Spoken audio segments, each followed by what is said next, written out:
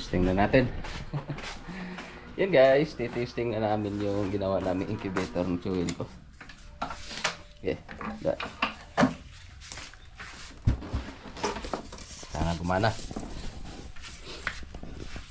Okay. Ano no? Yeah, oh, yan ba? Okay. Lipat mo. Ayun. Di ko man din suga. Ay, oh. May suga. Tinisting, wala pa palang ilaw ah. Ano na?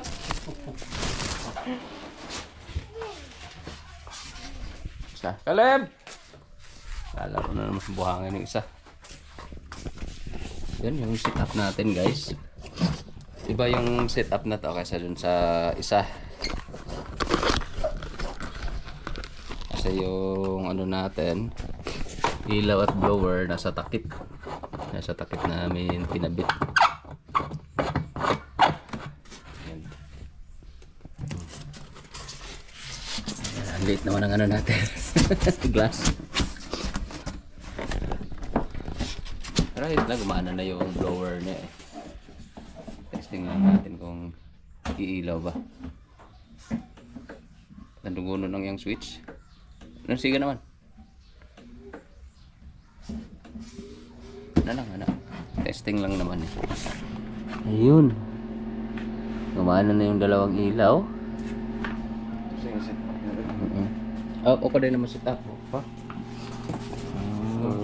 Iyahang daon ani baling kini mo oy. Titingnan natin. Yan o. Ayun. Sakto. 37. Pagdating sa temperature. Saka pa siya 9. Ang yung kaintin na sa sulod. So mawag gid pang hatching. Nung sa ka mo 38. Maubos naman po na siya balik. Ah, Ano siya mo maximum siya 38. 38. Pero ang iyahag yung kuan nga mo paong siya 37.8. ang ibang ba nang 36.6 naman. Mo gina yung giniton or pang hatch ba? Pang hatch ng pero no okay rin na siya. Kira na. Kira na. Kaya naman may blower no. So yun. Kumana naman guys. Ubos ano. Ato po bon. Kasa. Kuan na sa inig ubos siya 37.2. Under na po siya. Okay. Mariam i-mix minimize na Mo yung man mo mo ram to yang detect sa yang sensor ang kainit niya. Makita. Mundo tinuro pag guys. Style Set up line. ba? Oh. Ayun, tapos na. Meron na tayong dalawang incubator guys. Caleb! Gawa na nimo, sinagahugaw-hugaw diha. Ayan na, wash your hands. Come here. Arm slip. Caleb. Yuck's dirty! Ew!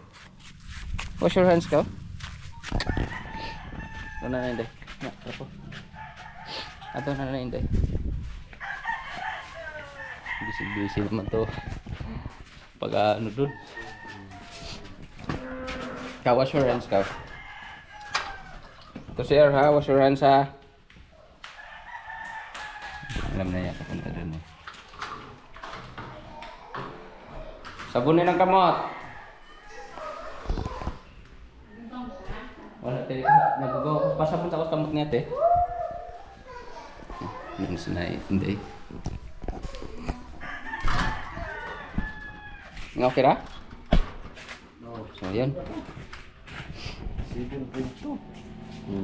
Pagdating sa 37.2, under ulit siya. Oh, ayos. Ayos kaya.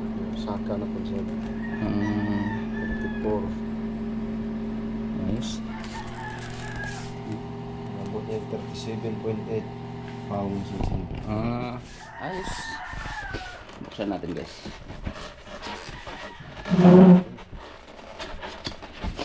Pita. Ayan. Ayan yung setup niya. Wala kay ganda ng blower na rin eh. Gandar na eh. Ha? Mandar na eh, nag-andar. Ay, nag-kuhan. Oo, wala eh. O, pagkaya na. Wala giri. O, ano tanggap ba kan? Ito man ang basa ang iyang kuhan nila eh.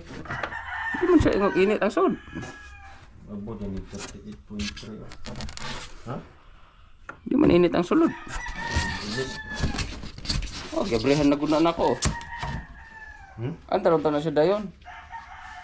Ang kari mang iyang sensor gi kuhan. Gibasa eh. 38 oh. Ato kay inig-able na ako, bantar mo dayon. Awa. Nyara, nyara. Pero minti lagi 30 dugay mo. Dugay mo. Dugay siya mo daon kay init man ang itlog.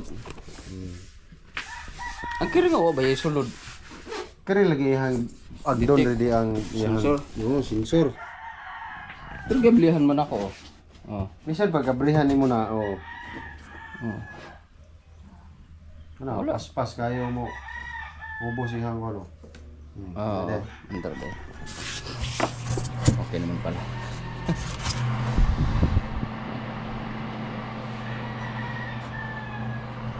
Tugno? Ha?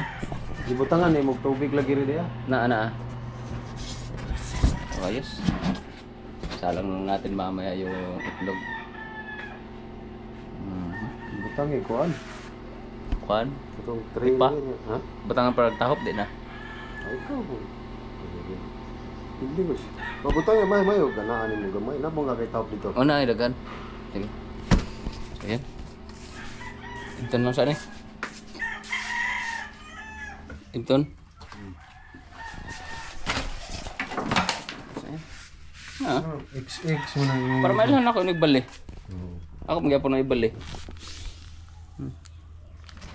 Abli na ako.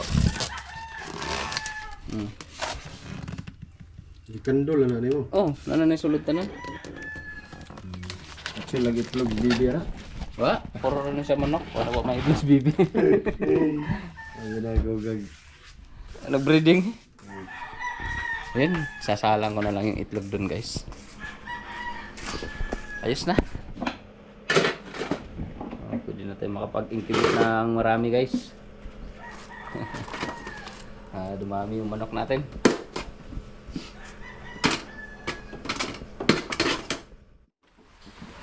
Yun guys, lalagay na natin yung itlog. So. Natin ito. Umulan na naman. Init yung panahon na, tapos biglang umulan. Lagyan muna natin ng ipa guys.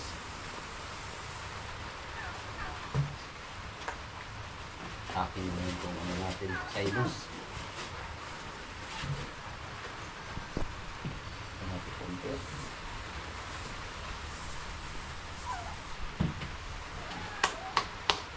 Dulur card.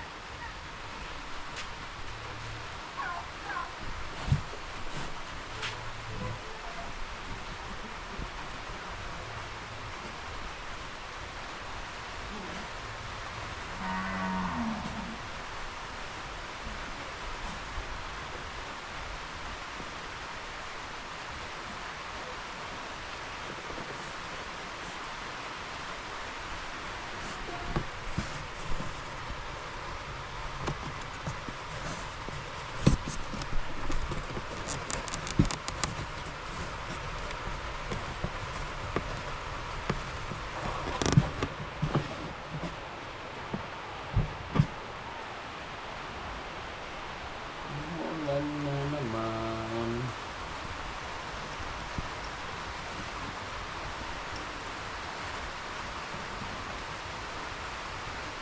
Bali ano to, 35 na eggs guys. Kasi may nakuha akong ano ngayon, 3.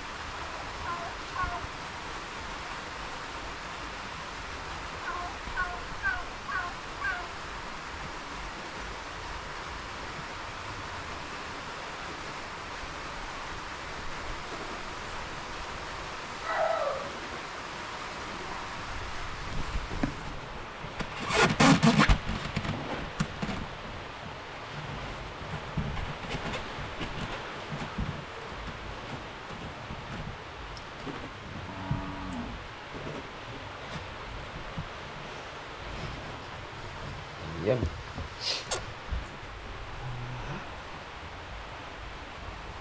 Dikit natin konti.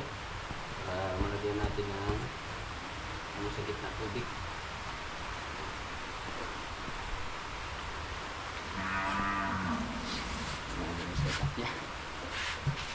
Nahirapan tayo maglagay ng tubig nito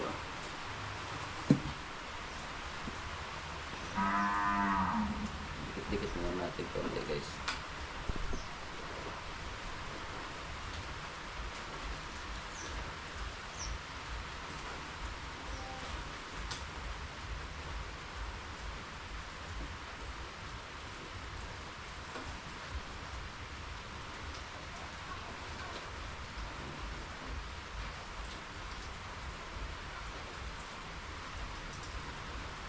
Ayan. Sa gitna na lang yung tubig. Pahanap na tayo ng ano yung maliit na cup. Tapos lagyan natin sa gitna. Sa ngayon, hindi muna natin lagyan ng tubig kasi lalabas yung moist ng ipa. Medyo basa-basa konti. Hindi naman siya totally basa. Yan. Yan yung forma niya guys. 2, 4, 6, 8, 10, 12, 14, 16, 18, 20, 22, 24, 26, 28, 34. Oo nga tama kasi 31 kayo. 31 yung kahapon tapos nalagdagan ng 3. So 34 pieces. Ayan. Sarado na natin to.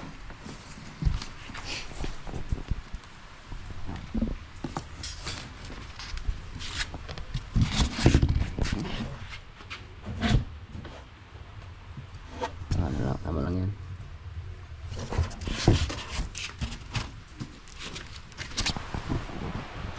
Sa loob na lang siguro natin ito ilagay. Open the door.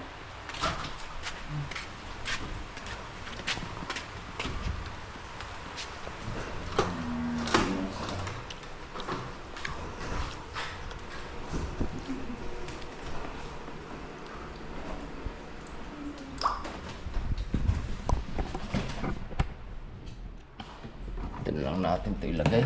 Medyo yung paglagyan dun sa labas. Ayan.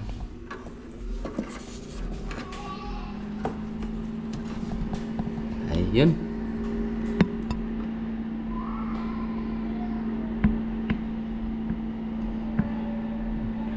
Sana mapisa ito lahat. Pero after 10 days, pwede naman natin siyang i-candle para malalaman natin kung fertile ba talaga yung itlog. Hey Caleb, don't touch this ha. Don't touch the egg ha. Understand? Don't touch the egg. Yes, Papa. Yes, Papa. Hey. Yes, Papa. Don't touch the egg ha. Understand? Understand? Yes. Yes, Papa. Yes, Papa. Mong galawin yan ha. What's the egg? Blue. Tingnan pa yung itlog. Medyo maliit na kasi yung ano natin, glass. Nabasag kasi malaki sana yan. Kaya lang kinuhanan ko ng matulis, biglang nabasag. Kaya liit tuloy. Pero ayos lang, nakikita naman natin yung loob, anong sitwasyon sa loob guys. Sa ngayon, anuhin muna natin yan. Kasi sabi nila, may napanood ako sa ibang vlog na after ilang days na bago niya nilagyan ng tubig. Yun, panoorin ko ulit yun kung paano niya ilang days bago siya maglagay ng tubig sa loob ng incubator para ma-maintain yung moist ng loob ng itlog natin. Loob ng incubator pala. Ng loob ng itlog natin. Parang sagwa pakinggan ah. Caleb, no! Inaog naman na mabuwak ng lamesa. Down. Talaga, kulit talaga ng batang to. Talon-talon pa sa mesa. No ha? Stop ha? Understand? So yun. Ayos na. Ano naman yung ano niya? Temperature 32.2. Tumatakbo ka sa ngayon. Hey, don't touch. Oh, go. Don't touch na.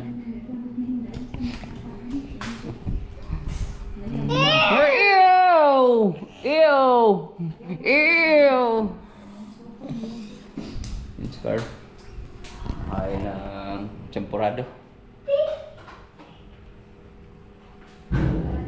4:45 ng hapon na. Bilis ng oras, hapon na naman. Let's go na. Don't touch. Listen ha, don't touch the egg ha. Yan, balik na lang natin tong sobrang ipa dito sa ano, kubo.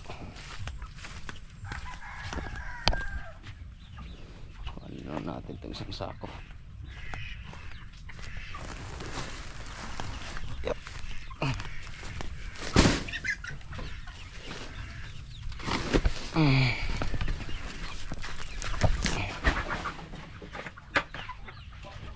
Ayan na natin. Baka lumabas itong mga sisiw.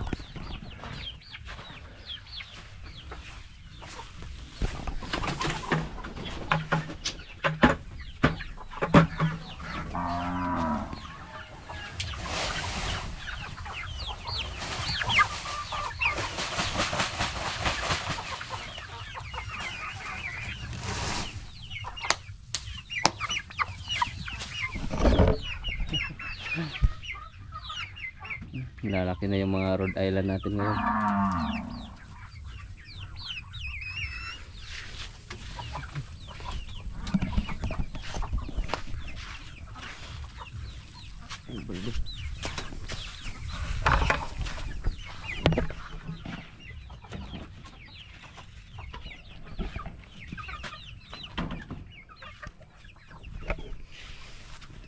Ay, hapon na naman. Bubunot na naman tayo ng damo. Kasi yung mga damo bilis tumubo. Uunahan yung paalay natin sa tubo nila.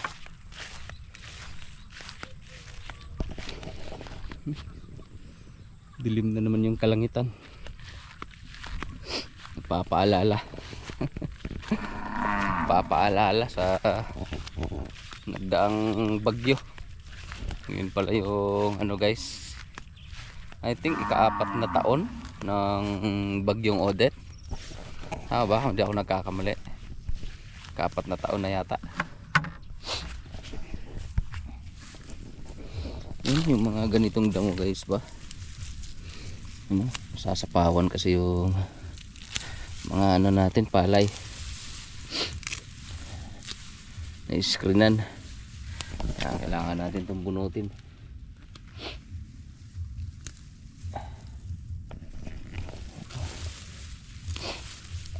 Na-sprayhan ko na to pero hindi naman naubos lahat. May mga iilan pang tumubo. Ano?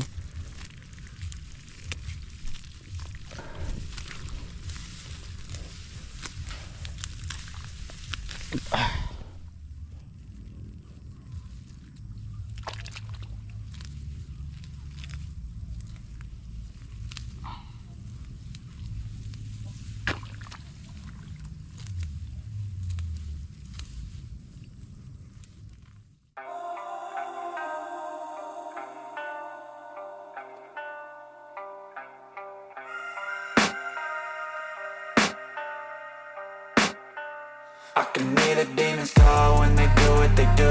And now I feel like taking off, find a place with a view. The pain is never gonna stop if it's controlling you. I know that time can heal it all, I just gotta get through. I just gotta get through, I just gotta get through. Cause I feel like taking off, find a place with a view. The pain is never gonna stop if it's controlling you. I know that time can heal it all, I just gotta get through. Sometimes I feel like all all is lost, but I know it's not true. I wanna put up all my walls cause I'm not in the mood, but then I cut myself off from the rest of the room. I know that time can heal it all if you're patient and soon it can all be worth it, all the searching. Pain is never really permanent, but damn it hurts, man. I could feel all of the turbulence and it's concerning. I've been searching for a purpose, I hope it's worth it. This society is really trying me. Ain't no hide and seek, I hide to be far from anxiety. I need my space, I need my privacy. I need some silence, please, you're all too loud. You don't speak quietly, opinions violently thrown across every surface. It makes me nervous, it's the world honestly burning. That's all I'm learning, hope that we can make a turn and start reversing. All our minds and put the work in, we got some work, man.